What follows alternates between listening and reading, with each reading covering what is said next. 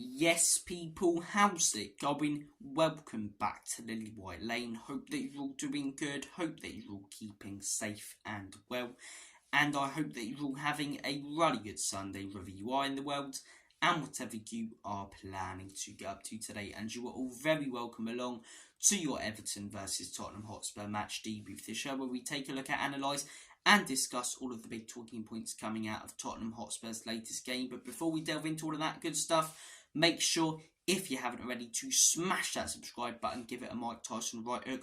Also smash that like button and tap that notification bell so you'll be notified and let know every single time we upload a new piece of Spurs or football content on the Lily White Lane YouTube channel. Also, be sure to comment your thoughts and opinions on the opinions I share in this video and yesterday's game. I'd love to interact with you guys and hear what you have to say after yesterday's 2-2 draw. And to be honest, it felt like a disappointing point in the end. As I say, it felt like 2 points dropped, not 1 point gained. I get that it's a tough away ground to go to, but the way that we dropped the points, as I say, so close to a massive win, a statement win away at Goodison Park, and we just couldn't hang on. We just couldn't get it. And that, in my opinion, is the difference between us and teams at the top, like your Arsenals, your Manchester Cities, your Liverpools for now. And I'm sure we'll get to that level, but as I say, just having that final bit of fight at the end of a game to hang on to a lead.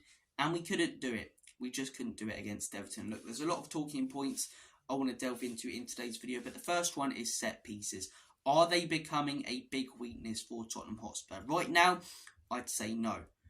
But if it continues, yes, that's 3 set pieces conceded in 3 games. Our set piece defending for most of the season has been great.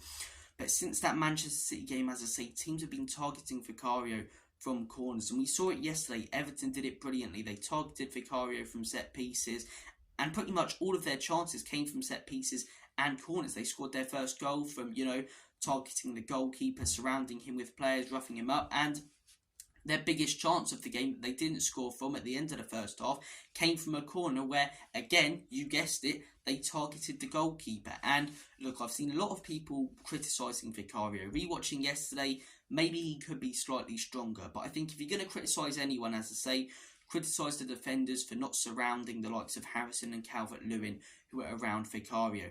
They just let them stand there. I get that he's the goalkeeper, as I say, and he can use his hands, but man mark, even if they move towards the goalkeeper, and even if we have a whole box full of players, right in front of the goal line, man mark. Because yesterday, Vicario had about 3 players surrounding him, shoulder barging him, roughing him up, as I say. And yes, maybe he could be slightly stronger, but most goalkeepers would fall over from there and probably fumble it, and it would lead to a goal, as I say. We need to man mark these players, get the defenders back, get them in between the goalkeeper and the Everton players, and in the future, the opposition players from whatever team. And we didn't do it yesterday. Second half was slightly better, as I say, but that was more because Vicario was just absolutely brilliant when it comes to commanding his box. The defenders weren't, backing up, and Everton weren't targeting him like they did in that first half as well. So, look, I do believe it's becoming a slight weakness. Saw it in the Manchester City game. They scored their goal from a corner yesterday. I think the second one, as I say, we don't really have that much to worry about from free kicks. It was a flick on from Romero. Maybe Vicario could come off his line a little bit quicker, but I'm not going to criticise him about that. I'm not even going to hugely criticise him about the corners, but I think our set-piece coach, Ange Postecoglou, needs to look at this in the week, because a lot of teams are going to try this. Maybe not Brighton, they're quite, stuck to the way that they play, but a team like a Wolves, who change the way they play for every opposition, I think they're going to be targeting the goalkeeper. And this is one of my worries. Is this Spurs team becoming a little bit too predictable?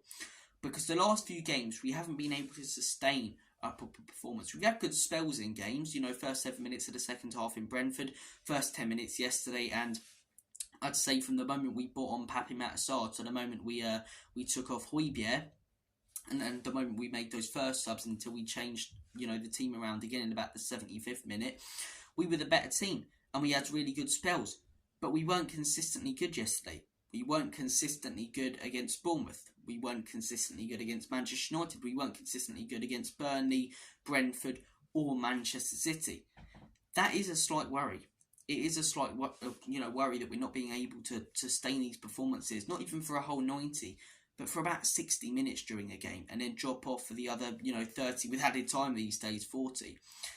And if you're a team playing Tottenham Hotspur, as I say, you're looking at, the way you're going to play against them from a tactical point of view, going, okay, target Vicario from corners because he doesn't like that. Surround, the goalkeeper with players, rough him up a little bit, try not to foul him, but try and head it into the back of the onion bag. You're going sit back with a back three, as I say, play really narrow like Brentford did in that first half, which we really struggled to play against, and smash, the long ball over the top, more towards the side of Romero and Porro, as I say, because they're not going to be able to catch him up like, Mickey van den Ven will. I can see a lot of teams applying those tactics when they next play Tottenham Hotspur, and that is a slight worry. That is a slight worry. So I think in the week, as I say, we need to look not necessarily at our style of play, but look at certain things that we're doing wrong and that teams are capitalising on, and that's working for teams against us, and sort them out. For example, corners. I want to see that worked on because that could become a massive problem. It's starting to become one right now. But as I say, our set-piece defending and corner defending for most of the season has been one of the best in the league. It's only been the last few games, and since that Man City game where they targeted Vicario, that it's been difficult for us, and it's looked so hard to defend corners. So, look, I'd like to see that worked on. I'd like to see, the next time a team, surround Vicario with players, some of our lads get in between the goalkeeper and the opposition players. And hopefully, as I say, we change things up if a team do decide to play very narrow and sit back with a back three. We need a few more options going forward that, when it comes to that, really. So, yeah, those are my thoughts and opinions on the set-piece defending. Do I think it's a massive issue right now? No. But do I think it could become one? Yes, I really do. And I think we need to sort it out on the training ground. And as I say, if a team sit back against us like Brentford, we need to find an answer to how we're going to break them down. As I say, maybe, move the wing backs more out wide in the first half if a team are doing that. And we did that in the second half against Brentford. They played more, wide. They had a bit more width to that game. And it worked brilliantly. We were mustard in those first 7 minutes, completely destroyed them. But in that first half, we really did struggle when they were playing narrow. And with our inverted wing backs, nothing was working for us. If another team do that, we need to find an answer to it. Because Brentford, as I say, if they continue playing as narrow as they did in that first half and as defensive, maybe the game doesn't end 3-2. We started the second half brilliantly, but you've also got to consider that they weren't brilliant at all in that second half. They had more width to their game, even before we scored, as I say, the 3 goals. And yeah, it could have been a very, very different game if Brentford set up better and similarly to how they did in the first half in the second half. So look, I don't want this Spurs side to become too predictable. Set pieces needs to be worked on. Finding different ways to break down teams also needs to be worked on. Look, those are some negatives coming out of yesterday's game. Some positives I do want to discuss. Mickey van den Ven.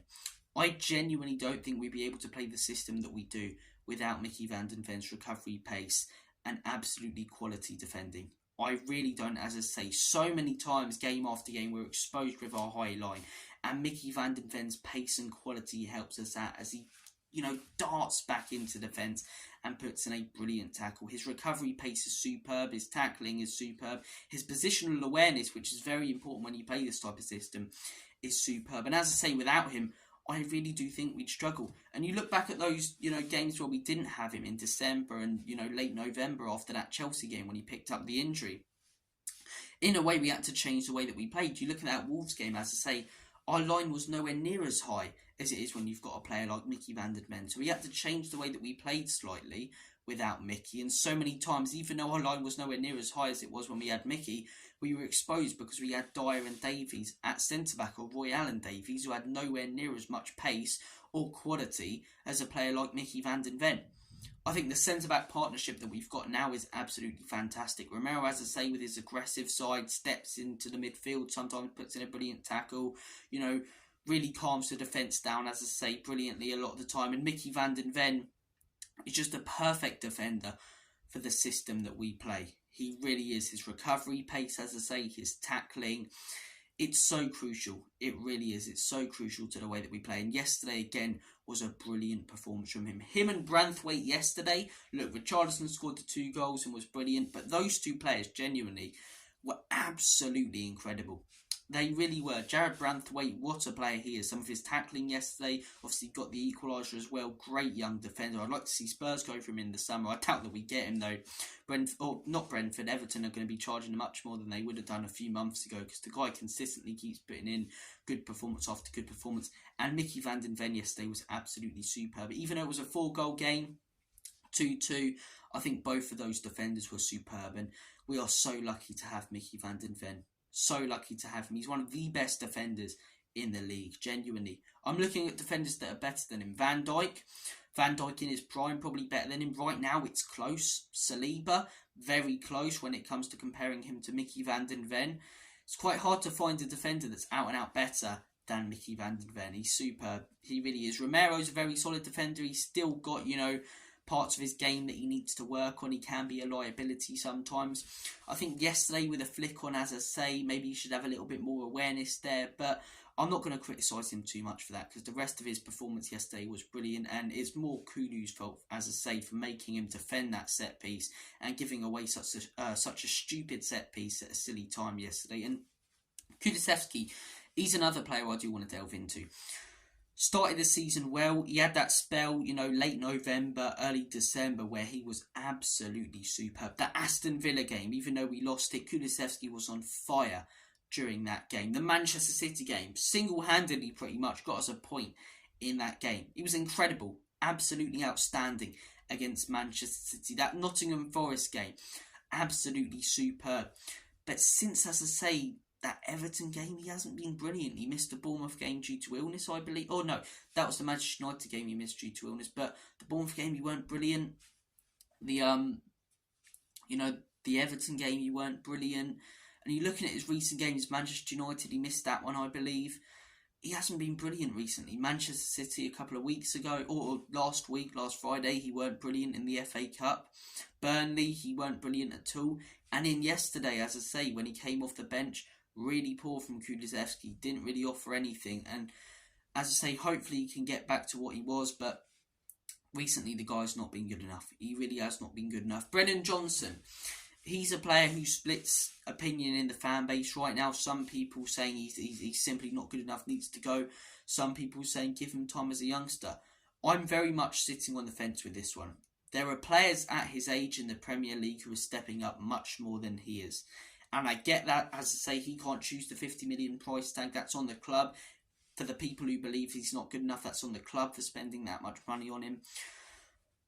But do I think it's, I think it's too early to start saying he's simply not good enough and he's crap, because he's shown good signs at Spurs. He's shown that he's got some quality pace, banged in, a couple of goals, got a few assists, and I don't think we brought him in, and I don't think he expected to be playing as much or getting as much game time as he has because of the injuries that we've got. So I think it's slightly too early to be saying, Brennan Johnson, we need to sell him. He's a mistake signing from the club. He's simply not good enough.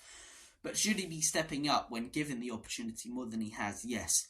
He just looks like he's lacking so much confidence. Werner on the left-hand side, as I say, will contribute to play more than a Brennan Johnson, but he's in a very similar predicament. Sometimes when I think, challenge a man, take a shot, he's not willing to. Same thing with Brennan Johnson. So many times he gets in good spaces to play a pass or take on his man down that right-hand side, and he just doesn't have the confidence to do so. I believe if he builds his confidence up, he can be a good player for us, more so a squad player. But in a few years, when we're hoping, as I say, to challenge for titles and be up there and win cups, which is the end goal in this project under Ange Postecoglou, do I think he'll be good enough then? Probably not. Same even with Richarlison. Richarlison's been absolutely superb. But do I think when we get to that level where we want to be contending for trophies and league titles, do I think he'll be good enough?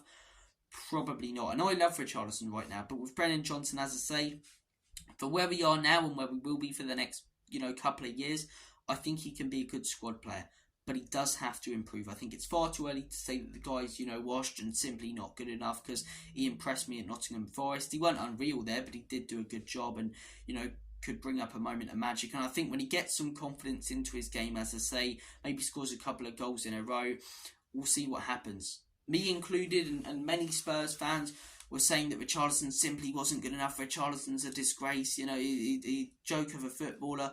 Look at the run he's been on recently. because he got that bit of confidence after a few good performances, and he's turning it from a purple patch into a very good season now. Could the same thing happen with Brennan Johnson next season or towards the end of the season? I hope so. I'm not fully convinced by the guy, but I also think it's far too early to be saying that he's simply not good enough. I believe he deserves some time over the next couple of years, and if he doesn't prove himself, then you look at selling him. Then you say, okay, he's not good enough. He's been given his chances. He hasn't taken them. But those are my thoughts and opinions on Brennan Johnson. Very much sat on the fence. I want to hear your thoughts and opinions on what I've said in this video so far. The set pieces, do you think that's a problem Spurs need to sort out? Do you think this Spurs team are becoming slightly too predictable? What are your thoughts and opinions on Mickey van den Ven, Richarlison, Kulusevski and Brennan Johnson, players who are being discussed a lot at the minute in the fan base? I want to hear all of your thoughts and opinions in the comment section down below. And look, it was a frustrating, I nearly said loss there, because it feels like a loss, doesn't it? It was a real opportunity yesterday to put some pressure on Aston Villa with their game. I mean, obviously, they didn't feel any pressure. Absolutely battered Sheffield United like a haddock down the local chippy 5-0, and put some pressure on Arsenal with their game today. And I wouldn't be surprised if Arsenal go on to lose today to Liverpool, and we'll be kicking ourselves for not taking that opportunity. But I still stand by what I said at the beginning of the season. Now that we're in this hunt for top 4, as I say, I hope that we get it. But if we don't get it, I don't want to hear any stupid overreaction in the Spurs fan base. Look at where we were last season, losing game after game after game, embarrassing losses. 3-1 to Brentford at the Lane, 6-1 away against St James's Park, 5 goals conceded in 20 minutes. Dismal displays in both North London derbies. We were an absolutely horrendous football team last season that were lucky to finish 8th. Really were. You look at some of the wins and results we got earlier last season. We didn't deserve them. We didn't play well at all in barely any games last season. We were absolutely horrendous. We were a terrible football team. Compare that to where we are now. A team, as I say, that looks like they care. A team that give everything. A team that play a beautiful style of play. A team with a manager who's going to get this team going in the right direction. Quality players such as Mickey van den Ven, Pedro Porro, Destiny Udogie, young players instead of old experienced players who are going to develop and get better, not players who are going to slowly get worse. We're going in the right direction. And look at the squad that Ange Postecoglou inherited, the position we were in, and the fact we lost Harry Kane and just finished 8th, and the way he's changed the culture of the club around, went in for young players in the transfer market instead of older ones, started playing a much more attacking style of play when for the last 4 years we've been playing a defensive style of play. And the fact he's got us in 5th right now, challenging for top 4, it really does show how good of a season we're having. And as I say, if we don't get top 4, watch there be overreaction, watch there be Arsenal fans and even some Spurs fans who are begging for clicks, calling it out and saying that this Spurs team are, not good enough and whatever. But we're in phase 1 of a rebuild. It's going to take time to change the club around after what happened last season. And what I'm seeing right now is my club going in the right direction, on the right trajectory, and a club that's only going to improve as Ange Postecoglou, hopefully, fingers crossed, gets backed. That's what it's going to come down to if Daniel Levy and ENIC continue to back Ange Postecoglou over the next few years. Because if they do, I'm sure Spurs will at least have 1 or 2 trophies in the next 4 years. I really am. Ange Postecoglou is a great manager. What he's already done at this club is great. And I stand by what I said at the beginning of the season. Anything above 8th, playing a better style of football, seeing my club going in the right trajectory is huge progress. 7th, in my opinion, is a good season. Europa League is a very good season. Champions League is an incredible season. Premier League, as I say, it's not going to happen, but bloody hell, what a season that would be. So, look, as I say, calm down, everyone. Look at things from the bigger picture. Yes, yesterday was frustrating because of the manner in which it happened. But look at all the great, memories and moments we've already had this season compared to last season. 45 points we're on already this season with 16 games left to go. Last season we finished on 60 points. We're 15 points off our tally last season with almost or just below half games left to play. That shows that we're going in the right direction. But look, guys, I want to hear your thoughts and opinions on everything I've said in this video. Thank you for watching. Take care of yourselves. All the best. And as always, Comedy Spurs, ENIC and Levy out. In Big Ange, we trust.